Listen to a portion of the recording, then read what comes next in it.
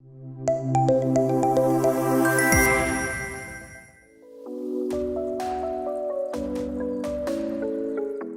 is panel 2, and the topic is going to be New Age Teaching Mechanism and Upskilling Empowering 21st Century Learners. And the speaker panel going to be Dr. K. Porkumaran, Principal of Sri Sairam Engineering College, Professor Jamshed Barucha, Founding Vice Chancellor of Sai University, Dr. S. Sriram Narayanan, Vice Chancellor of VELS Institute of Science, Technology and Advanced Studies.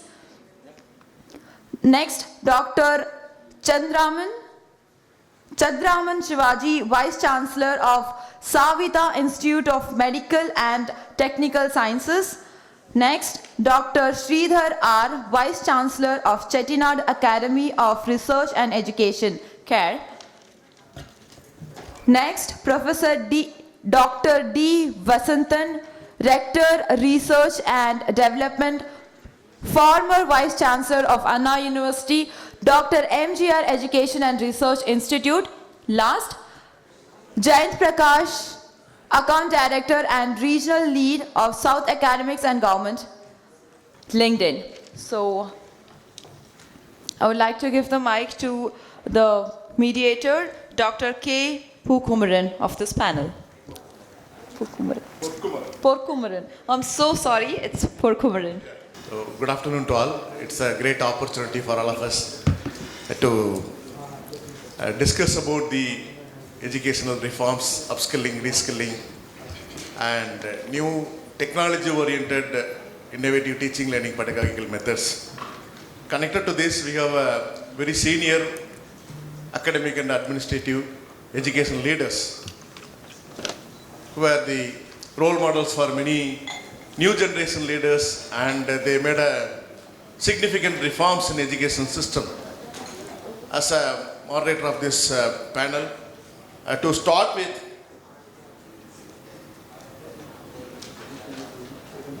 quote, learning is the beginning of wealth, learning is the beginning of health, learning is the beginning of spirituals, searching and learning is where the miracle process all begins. So education system, as we know, the holistic education system is provided to all the students, and to become a lifelong learners, and how they are able to remember the concept for a lifelong period, and how they are able to apply the concepts what they studied, learned, and to resolve a complicated problem, and connected by developing a product with innovation and giving back to the society. Now we are all talking about social innovation. So innovation is happening not only in product development, in education system also, starting with the curricular design, development, delivery, assessment and evaluation, where we talk about knowledge, skill and attitude, and we talk about the curricular gap and what the students will be, how will be after graduation, 4 years of period, and wherein the new technology oriented teaching learning methodologies are being implemented, and with the theme of what to learn and how to learn, what to learn and what to teach. Instead, we are thinking about how to learn and how to teach. So with this note, we are moving into this panel discussion on new age teaching mechanism and upskilling, empowering 21st century learners. So teaching learning practices are becoming very innovative, and new pedagogical tools and methods are being implemented. Many institutions are becoming industry-powered innovative campus, wherein all industry-powered centers of excellence, industry-specific training programs, global certifications, and content beyond curriculum being taught to all the learners. So with this note, I request all the panel members to share their views in this for a few minutes. Then we'll have a detailed discussion on specific inputs. To start with, I request respected Professor Dr. D.Viswanathan, Rector, Dr. M.G.R Research and Educational Trust University, to share his views on opportunities and challenges in higher education system and the possible solutions for that.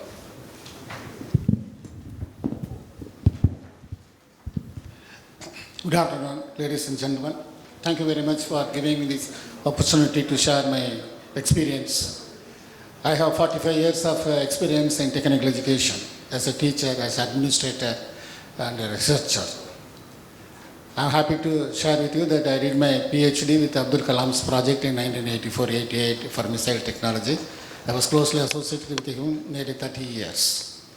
So today, the challenges before higher education is a very, very serious issue.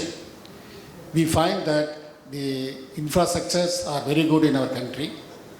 If you take Tamil Nadu, we have more than 550 engineering colleges and 1,000 arts and science institutions.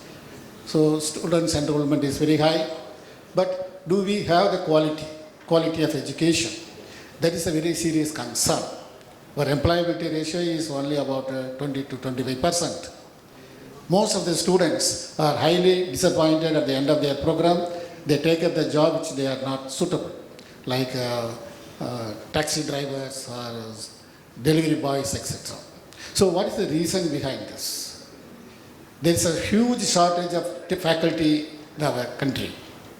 Especially in engineering courses, you find the talented students take up their job, and average students also take up the job, and less than average students are looking for higher studies and coming for teaching profession.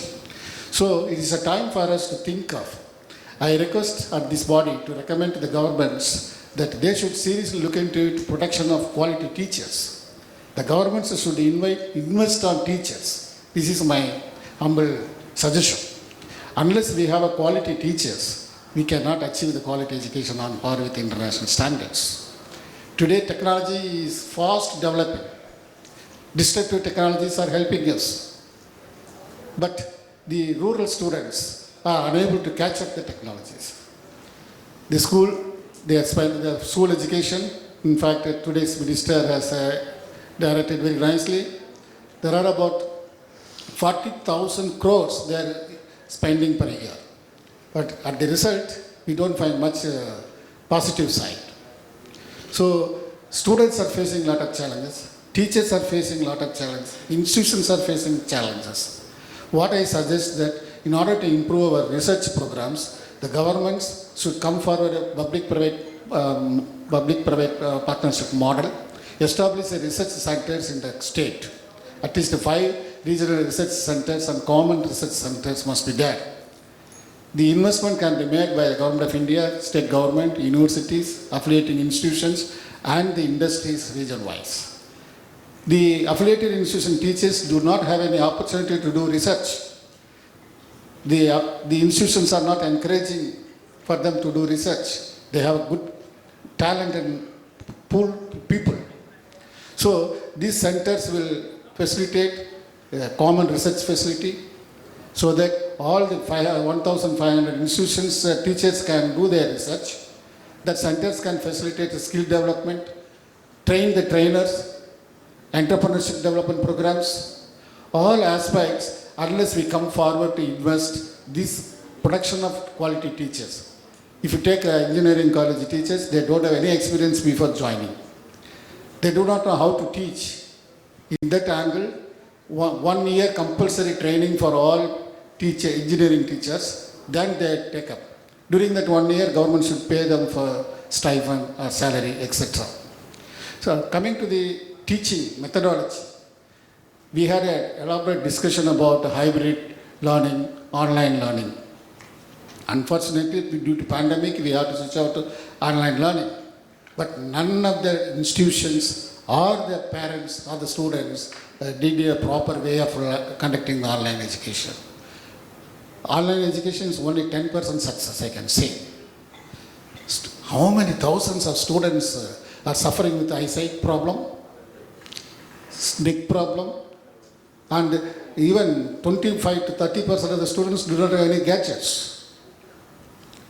And even today, if you go to any college, engineering college, how many students are having laptop? Not even 10%.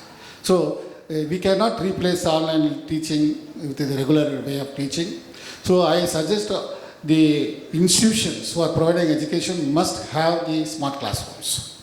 ICT tools should be fitted. I tried in one institution, I established a smart class. There the lecture capturing system was there, video, audio, everything was there. Nearly about 3 to 4 lakhs they have to spend. The result is phenomenal. Normally they used to get 40 to 45% result. The students who attended the course in that classroom, the result was 92%.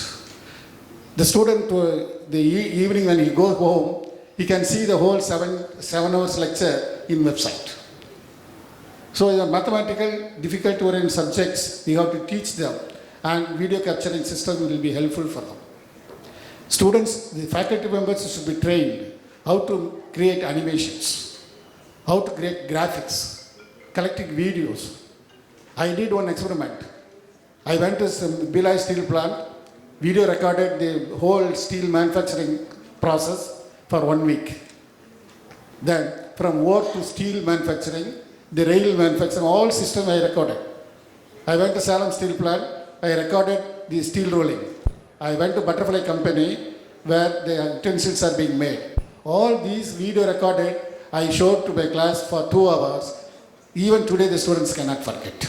So we need to augment the video lessons for the students, and this government should work for this kind of projects. We have MOOC, Swayam or NPTEL, but they don't represent, they don't give the video animations, graphics in the lecture.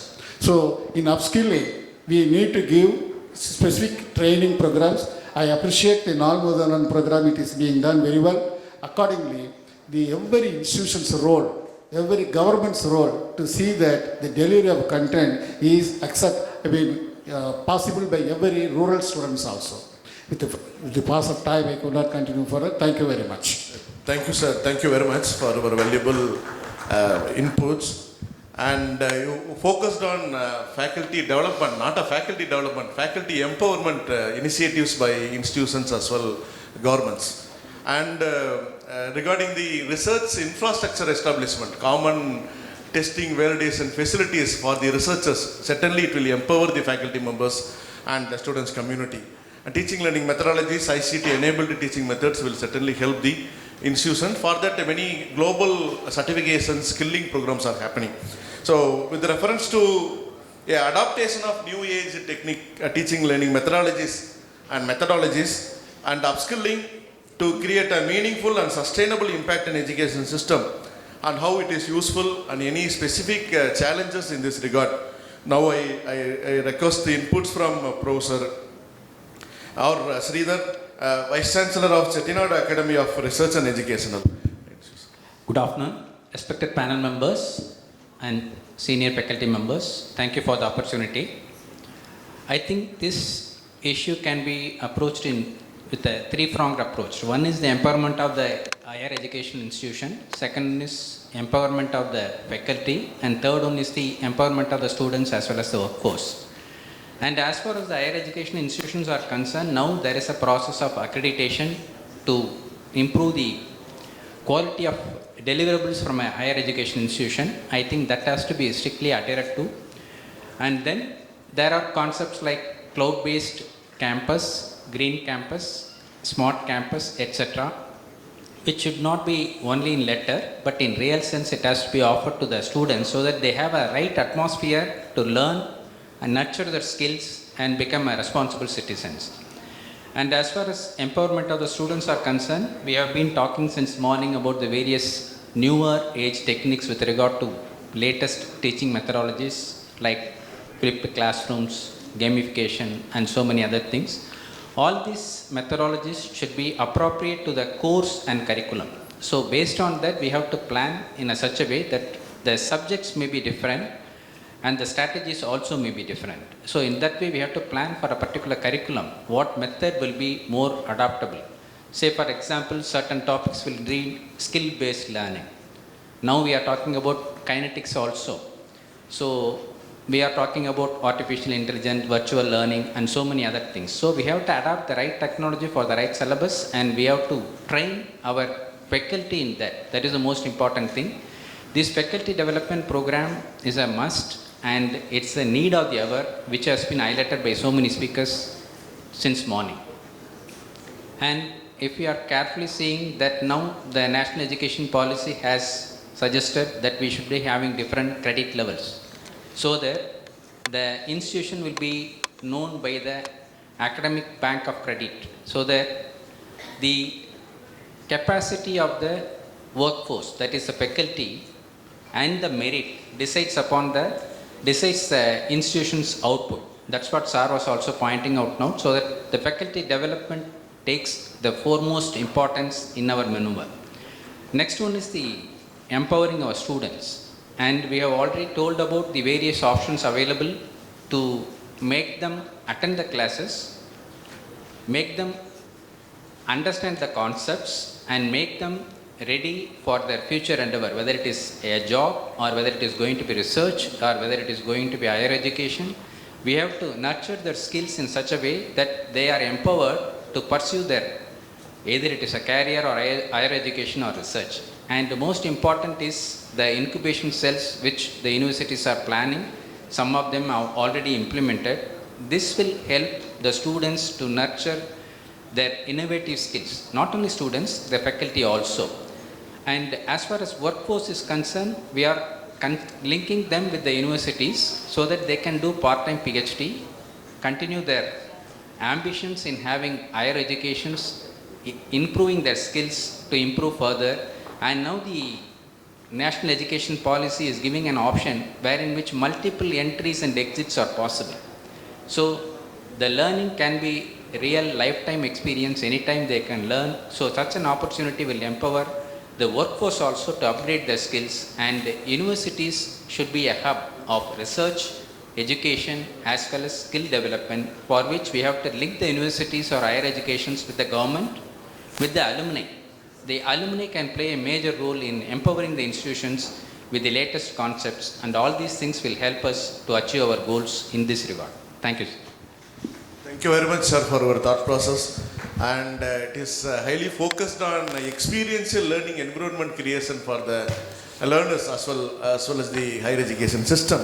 And where you pointed about the startup entrepreneurship and innovation ecosystem, where most of the institutions are being setting up with startup incubator foundation in the campus, and where many startups, not only by the students and faculty members, also having startup for creating an innovation ecosystem in the educational higher education system. So with reference to the next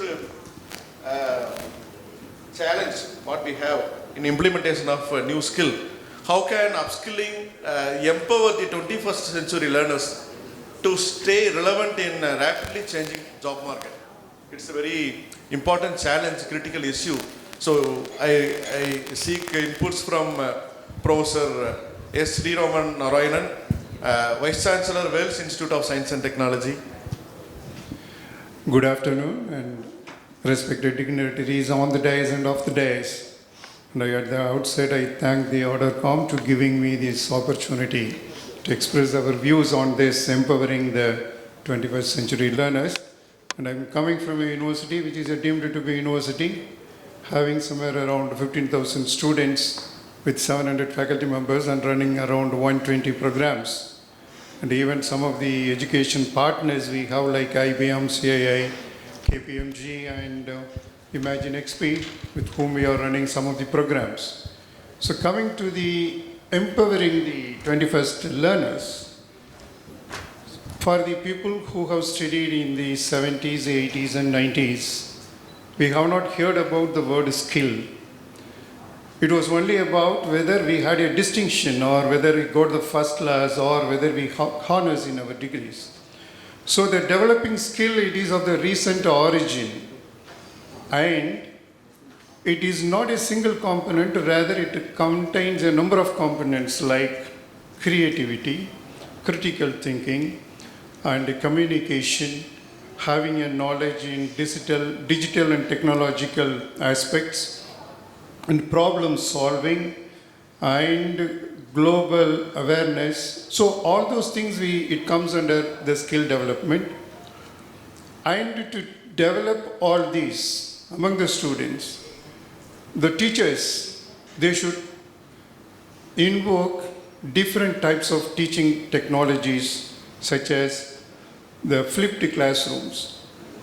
It was the reverse process of what we were originally doing, because the teachers used to teach in the class, then the students will go back and read what has been taught in the class. But now we expect the students to come learn the lesson to the class, and then we discuss on it and further improvement whether it can be done on that. And the personalized learning, in fact this is also we were doing in a different methodology, like all the people with above 95 marks we put it in one section and the other people will put it in other section.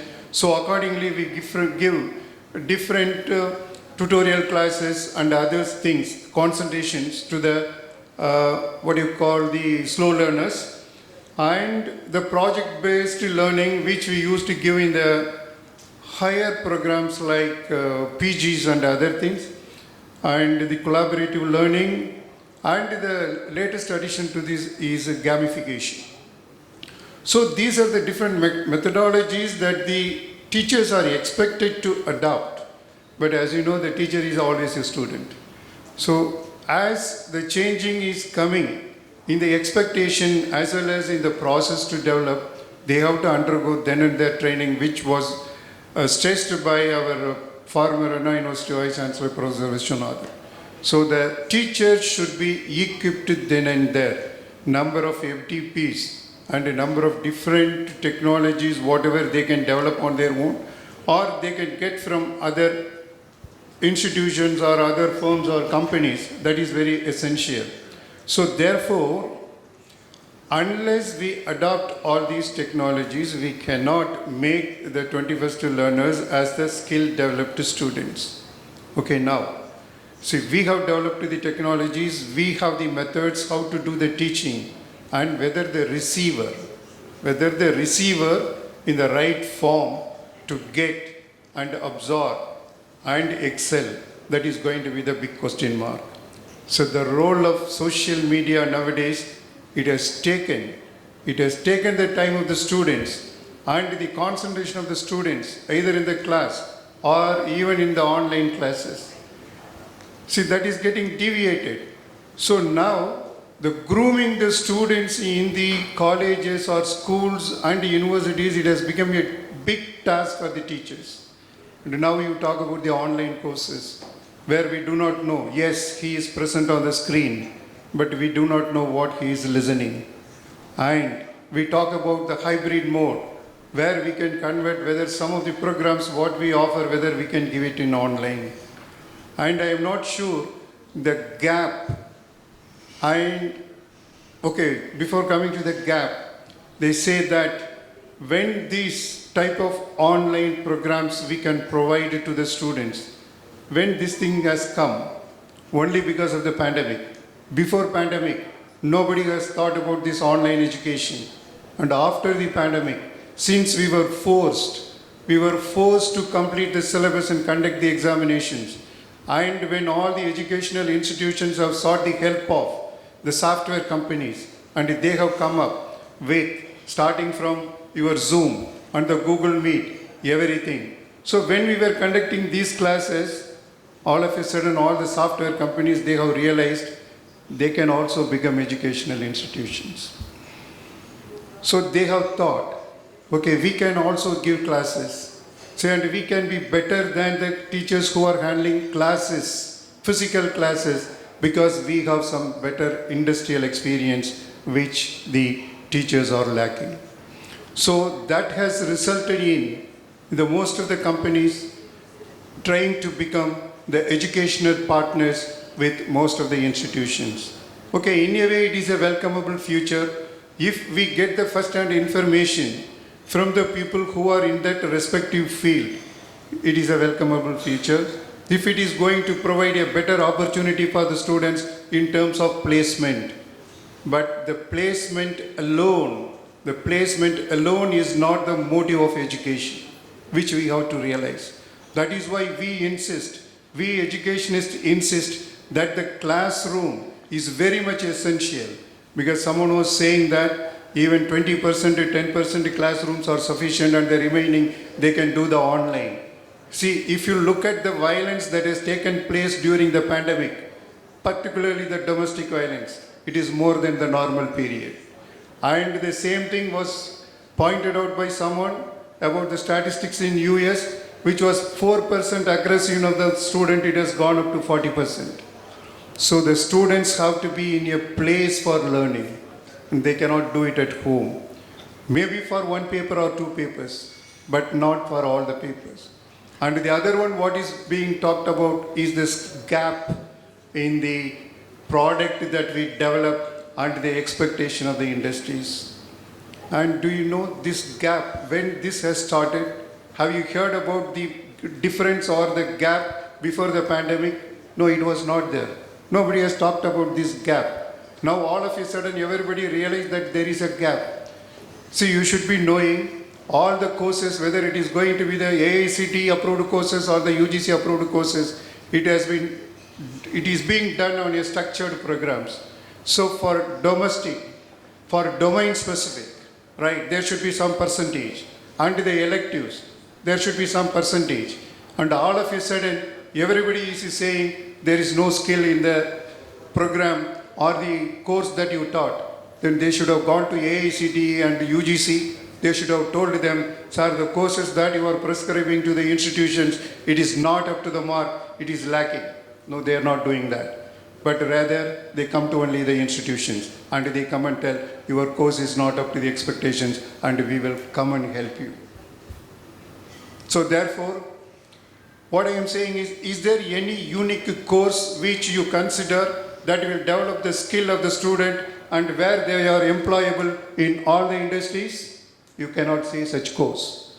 Because you will say a course which will suit your industry and the another will say that will suit their industry.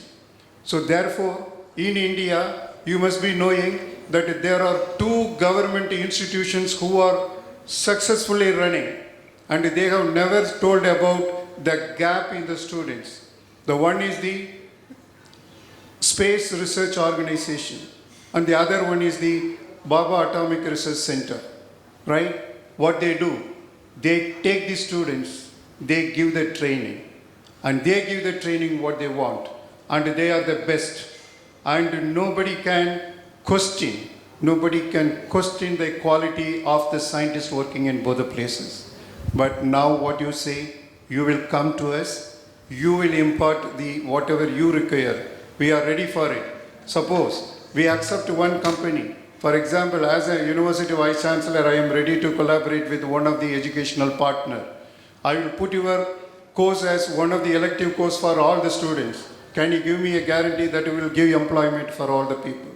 There also again you will look at the creativity, communication, everything. So it is going to be there. So therefore, this gap is artificially created gap. It is not the actual gap. See, if you appoint based on, because you are expecting the domain knowledge, your domain knowledge from our students, which cannot be done. We will give you a overall good quality product to you. You shape them as your requirement. That is going to be the best thing. But it may not happen because someone was saying about the implementation of Nam Mudalvan scheme. Yes, we are very happy. It has been successfully implemented, but its complete success can be estimated only when all the people who have taken that course have got placement in some of the companies. Who can guarantee whether that is going to take place? Nobody can guarantee. So therefore again, it depends upon the individual and their skill development, as I told in the beginning about the critical thinking, the communication, the knowledge in the domain of the digital and other things. So therefore, but we appreciate the education partners who are coming to us and helping us to improve the quality of the students. So with these few words, thank you very much for the opportunity. Thank you very much for your impressive comments. Specific to personalized teaching learning practices implemented in higher education system, and creating an inclusive environment, collaborative teaching learning methodology, so that it's like a participative learning environment created in the system, and highlighted with critical thinking, all the 4 C's it is required for the new generation learners, and connection to personalized teaching learning practices and critical and creativity thinking. The next thought process, how can teachers effectively personalize the learning environment to meet the individual needs of the students in the classroom? That's one way, it's a challenge. And in this context, I request Professor Dr. Chadaram Sivaji, Vice Chancellor, Saveetha Institute of Medical and Technical Sciences. Since NMC also insisting on competency-based learning, how these competency-based learning, personalized learning practices, which will reach the students and based on the empowerment of the faculty members. Thank you very much. Good afternoon, my dear distinguished panelists as well as esteemed participants who are sitting here. So it's already time for the lunch, and I don't want to become bridge between your lunch and the discussions. So I think I surely endorse the views of my panelists, saying that one is the faculty upgradation as well as faculty crunch in some of the government-owned universities. That is a perennial problem. I think governments need to take a very serious view on how to refill the faculty after their retirement, and then how to train the faculty. That is the fundamental issue we need to do. All the new age technologies or whatever we are talking now, the online courses and all. So definitely there is no replacement for the physical classroom teaching. That is one of the most tested method of teaching and learning practices that have been happening for the years together. And as far as the upskilling of the students and faculty is concerned, I think we need to do a lot in this aspect. So in this regard, see, whatever technology you are inventing or whatever technology you are using, that should actually reach to the ground level, like a societal level. Unless you take the science or whatever research you are doing, what are the kind of technology you are using. See, not merely using the technology is a different thing. So for example, we are all using the high-tech smartphones. Even our grandmothers are also using. So nothing new in that. So whether we can contribute in the development of the technology, that is more important. The so-called new age technologies or new age instruments or whatever. So it to start right from the ground level. There we need to do a lot into the practice in the classroom. We need to encourage the students to understand the technology. How whether, see, in all said and done. So India, we are actually topping in several aspects, particularly in the software. All the Indians who are abroad or with overall elsewhere rankings, there is a report saying that, so wherever they are, all the Indians are actually topping the computer science, technology, biomedical technology development, and many other aspects that topping. But in India, we are not seeing that kind of tempo in development of technology or whatever. So brain drain is happening, but now we are arresting the brain drain to some extent, because we are also having so large number of highly qualified educational institutes, area of institutes like IITs, ISERs, central universities. Now a little bit brain drain is happening.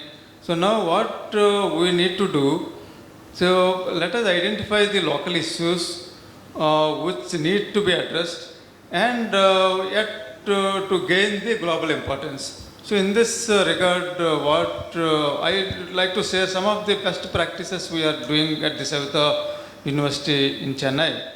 So what we do, We have adopted some more than 15 villages in and around Chennai as well as entire Tamil Nadu.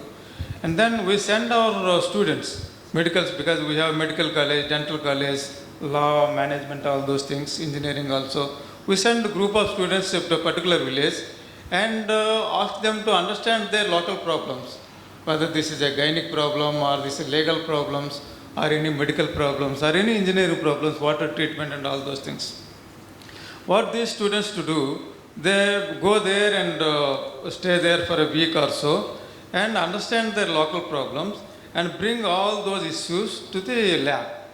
And then they try to work on this.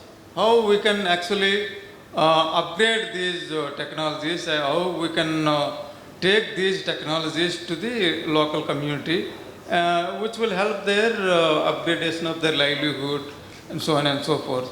So it doesn't end there.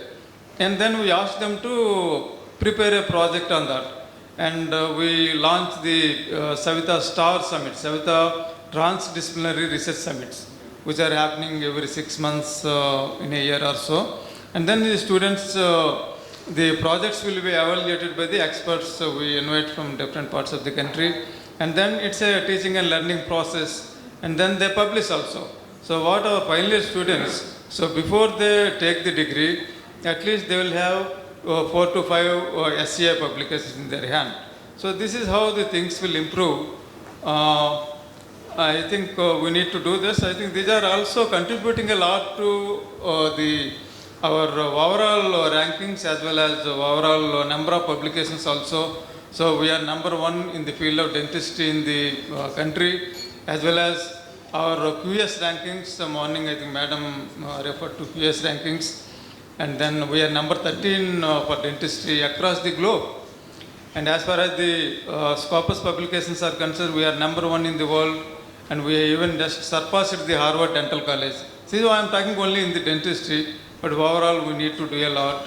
So therefore, I think I also wish to compliment these edu companies to organize such kind of intensive meetings and discussions. This will actually facilitate having dialogue among the disciplines and across the institutions. Because this will never happen in an individual university or individual college level platforms. But this is the best kind of practices these edu companies have been doing, particularly in Chennai, because I have recently joined here a year back. So in my previous avatar, I was advisor to Department of Science and Technology, Government of India for about 25 years. And then our major role was to promote the science and technology and research in the country.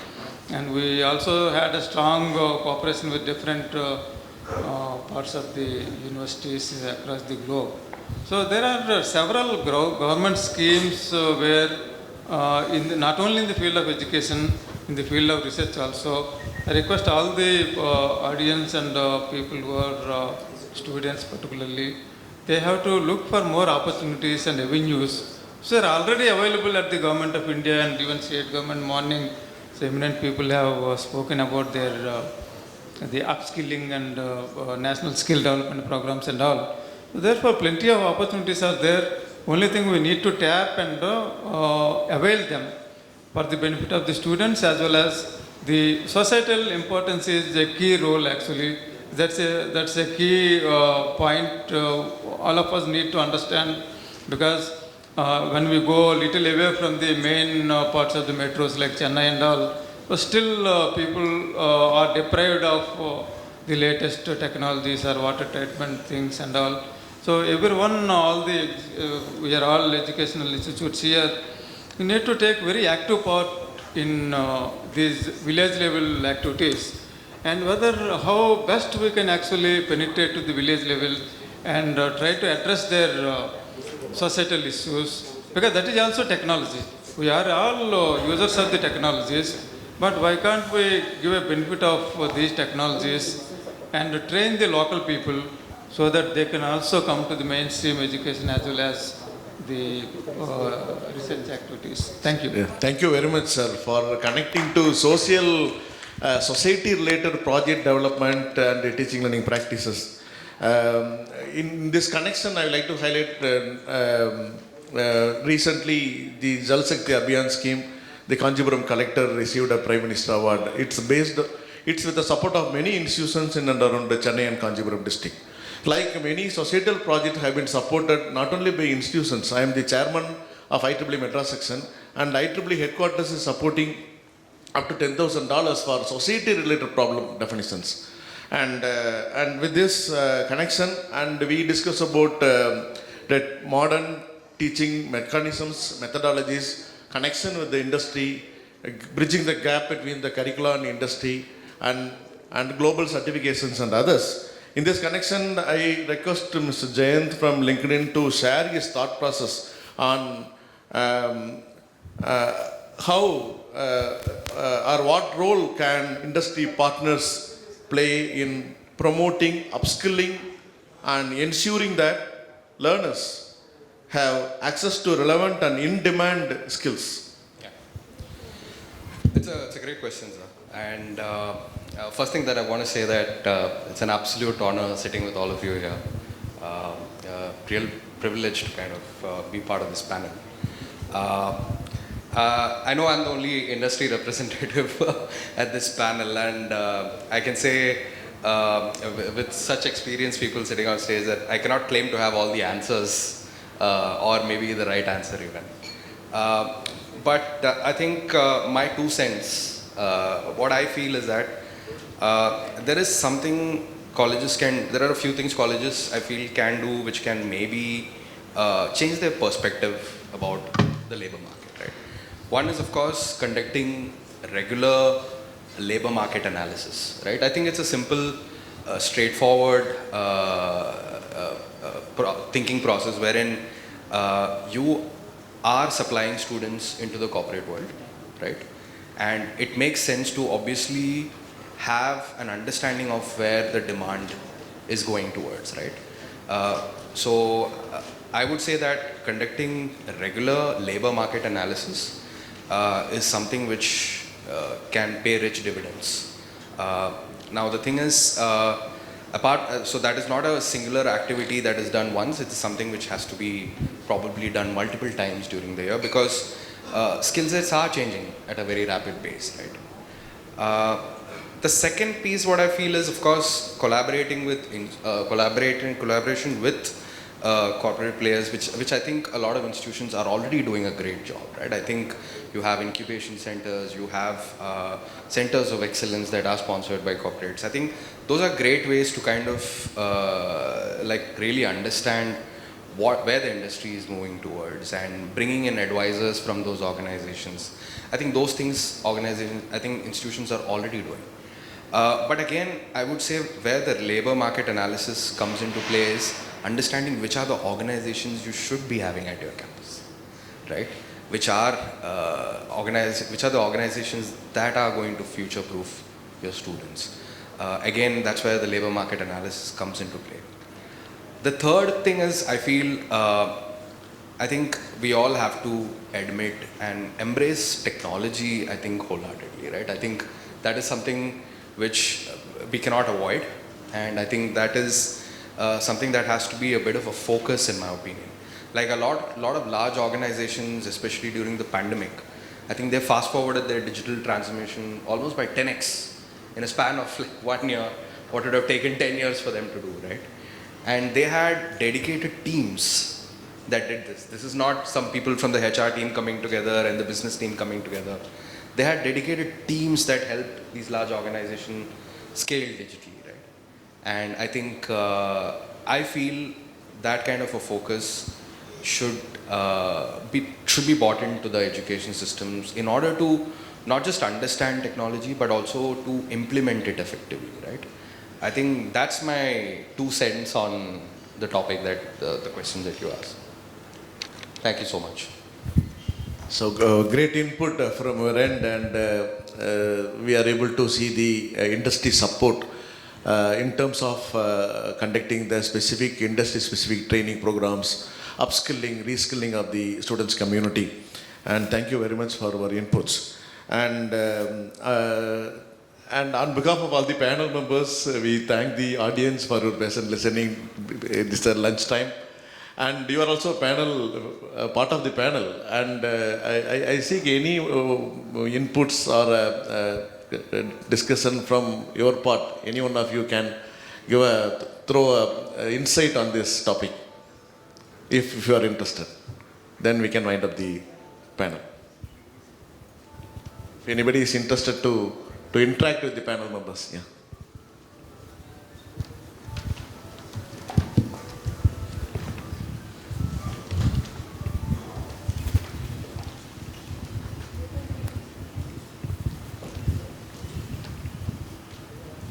Thank you, Dr. Porkumaran sir.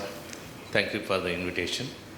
Myself, Dr. Lakshmi Mohan from Vinayaka Missions University, deemed to be university. Very happy to see the Star Wars and the respected Honorable Vice Chancellors. This great opportunity, so many people are missing this great opportunity to see the Vice Chancellors and in their inputs, the great inputs by Dr. D.Viswanathan sir. Hats up to you, sir. All the Vice Chancellors, I hats up to you all. I am learning so many things. I have been learning so many things from you. This is a great opportunity in lifetime. Very excited moment for me.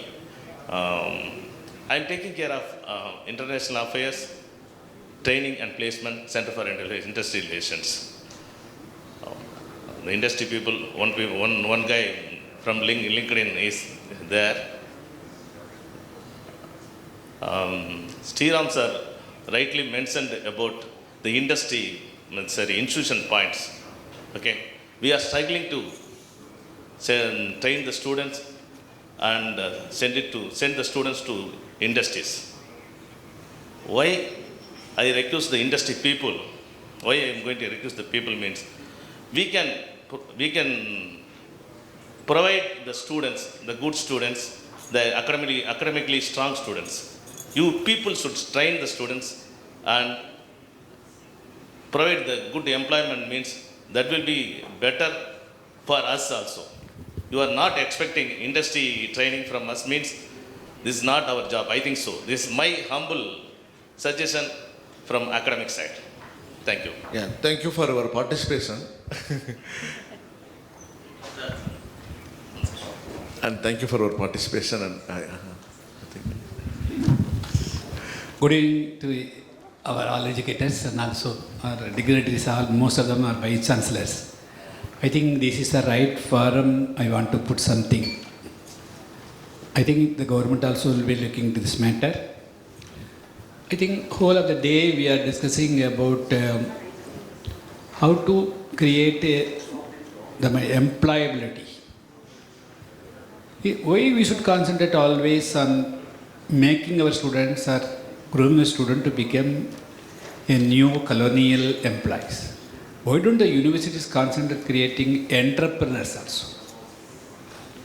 Is it not lacking in all the universities? There is also then there are so many private universities and also government universities. I think there is a lack, there is a kind of disconnection. One university is doing extremely well, other universities are not doing up to the mark. This itself shows some disparities, inequalities. So can you throw some light on that? How to create entrepreneurship? All cannot be given employment in all the institutes. See, most of the industries are far behind. If you go to Coimbatore, the textile industries, the college students are not necessarily undergraduate or postgraduate students are not going to be employed in a textile mill. They need some people at their level for power loom. Or in a Tirupur, that is some other industries are there, export units are there. We have to train a little bit laterally, we have to think. Only we are thinking about the college level, undergraduate, postgraduate and doctorate level. So why don't these universities, the Vice Chancellor, you are all eminent people, why don't give some little bit different thinking how to give skillful at the grassroots level itself? Thank you very much, sir. To address the first question, what you have suggested, already the incubator cell and innovation cells are created in the universities, which are forming the creativity and inciting the students to progress further so that they can become entrepreneurs. They can register their patents. So they need not to get employed always. So that is one thing. The other thing is, already we have suggested that the university or higher education institution should be a research hub, wherein which we can have an interaction with the university, government, as well as Sir said, the needs of the society. That research should be taken, and these students can pursue either higher education or higher research and do much more things than just get employed. So these are the options already available. Only thing is the correct linkage. As you said, all the institutions may not be on par. So the one suggestion is where in which some facility is not available. Say for example, an incubator cell or innovation cell, there can be merger of facilities between the universities, so that there can be a common platform. Similarly, the industries, what they want, they can have a training hub for the students as they are doing the course, so that they can be recruited on completion of their course. These are some of the suggestions which we have already made. Thank you, sir. I would like to add this point. Now, previously, when we were studying degree graduation, the startup and entrepreneurship ecosystem was not there. Now it is, most of the institutions, it is part of curriculum. And Section 8 company, some incubation centers, as mentioned by Vice Chancellor sir, it is there in most of the institutions. And as a case study in our institution, we have Sairam Techno Incubator Foundation, where 80 plus startups by the faculty and students. It's not only a students community, faculty members, they are having a startup. As a case study, Ministry of Defense, they have a Defense Innovation Organization, and they launched many problem challenges under Indian Navy, Army and other things. And as a principal and professor, I am strong in control engineering. I studied from PhD College of Technology. I submitted my proposal. Now I am the winner of Defense Innovation Startup Challenge, Indian Navy. I am running a startup under Armor Grandeur Limited with the students and faculty member. So in that way, it is progressing, sir, with our thought process. Thank you very much. And can we wind up? Yeah. Pass on the mic. Yes, yeah. Timing. Yeah, thank you. Thank you very much for the esteemed and respectful panel members and all the delegates, and a special thanks and gratitude to Armor and organizers LinkedIn for their wonderful initiative. Thank you very much once again. Yeah, thank you so much. So now I call upon Chandananand sir on stage to felicitate all the eminent panel speakers. So we can wrap it up. Yeah. Okay, so first is Porkumaran sir, Dr. K. Porkumaran sir.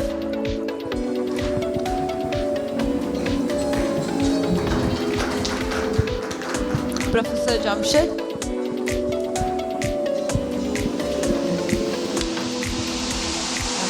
Dr. S. Sriman. How do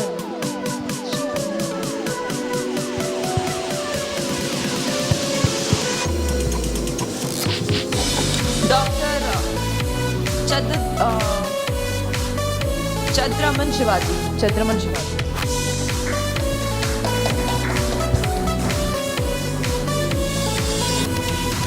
Dr. Sridhar R.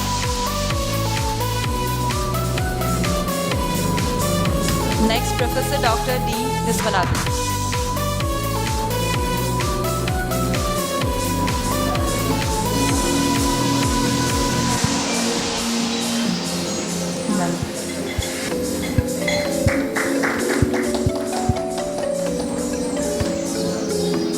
And we have already done with Jain sir before. Thank you. Yeah, and we'll also have a group photo together.